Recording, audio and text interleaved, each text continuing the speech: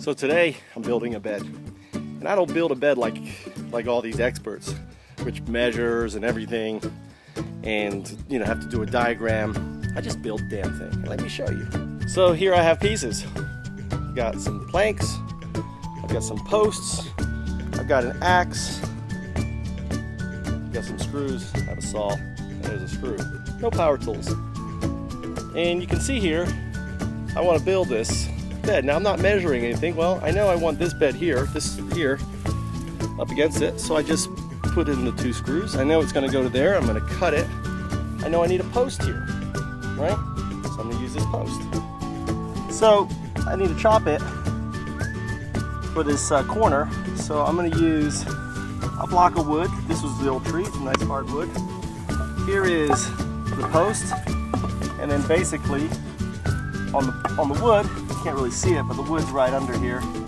Lift it up. Here's the wood. I'm going to basically chop it off.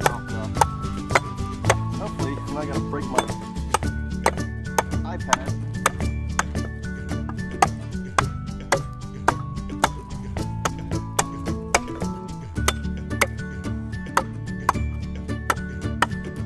That's how easy it is. So, I don't need a perfect thing, but now I've got more of a chisel. So what I'm going to do here, let's see if I can angle this here. Angle. Post here. 1 second.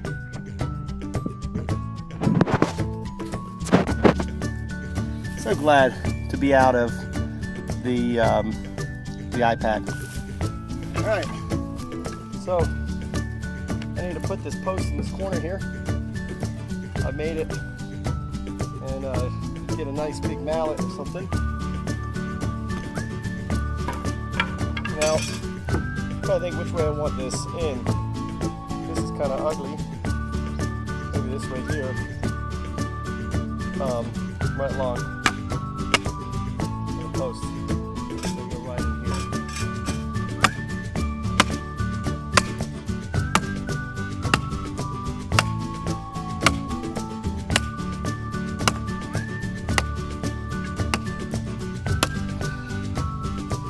Well, twist it a little bit. Probably hit something. That's fine. So that's a support rod. Now I'm going to cut it all off. So just by building posts and boards, I even decided that, you know what, I can use this post as a double joiner. So as I extend another board down here, I can tie it right into that post right there.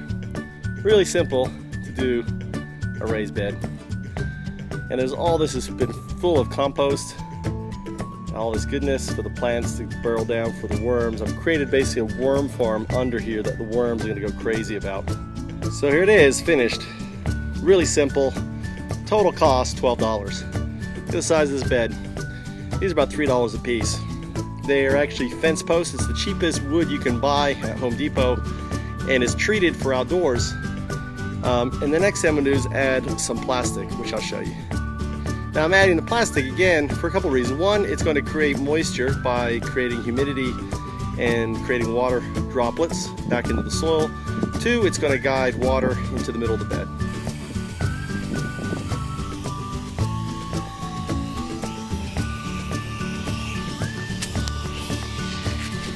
So I tested it, and now I've got the feeder pipe. I actually lined it with a little bit of plastic under it.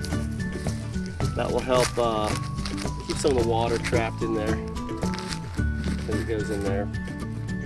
But yeah, now I'm going to add the tomatoes on top of this, cover it with dirt, and it's good to go.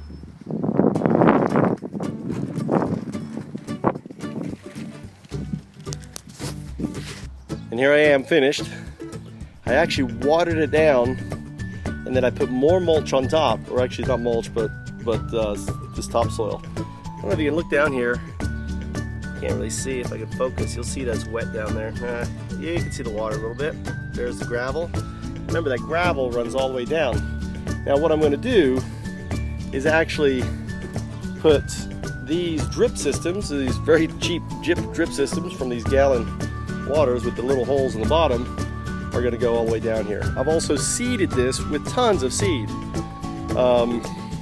You know, I put in some peas and other things. I've actually put in some trees that I'll replant when they grow. But basically, this is yet another bed for growing food. Hi, my name is Michael Trout, and I'm here in Silicon Valley at Foundups House. Foundups House is basically a vision for a sustainable world. Imagine thousands of houses like ours that are Airbnb type houses under a Foundups network that provide a sustainable solution to our neighbors. Right over there, I don't know if you can see those, over there you see the two little blue cans right there. Those are my grow beds. Those are low maintenance tomato grow beds. They're portable. They're made out of trash cans. They have a wicking system. They actually have a drip system made out of a 2-liter bottle. The total cost of that thing, including the plant, was less than 50 cents. Now, ultimately, we could create less than 50 cents. We could create hundreds, thousands of these. Now, the only thing that is stopping me from doing that is what? Man hours. Now, this house right here, this is Foundups House. This house is a hacker house. We have entrepreneurs from all over the world, from Brazil, from Croatia, from Germany, all over the world staying here because they're doing their startups.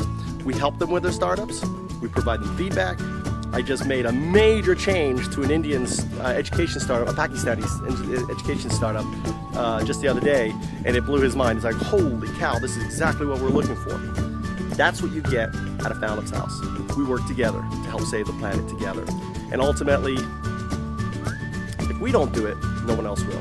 So if you want to learn more about Foundups, go to foundups.com. If you want to get shares in my corporation, you can do so by joining. We don't have customers with Foundups. I give away these things. Why? Because they're already paid for by our global stakeholders. And you could be one for as little as $1 a month. That's right, $1 a month, you get 100 shares to a cap of 10,000 shares.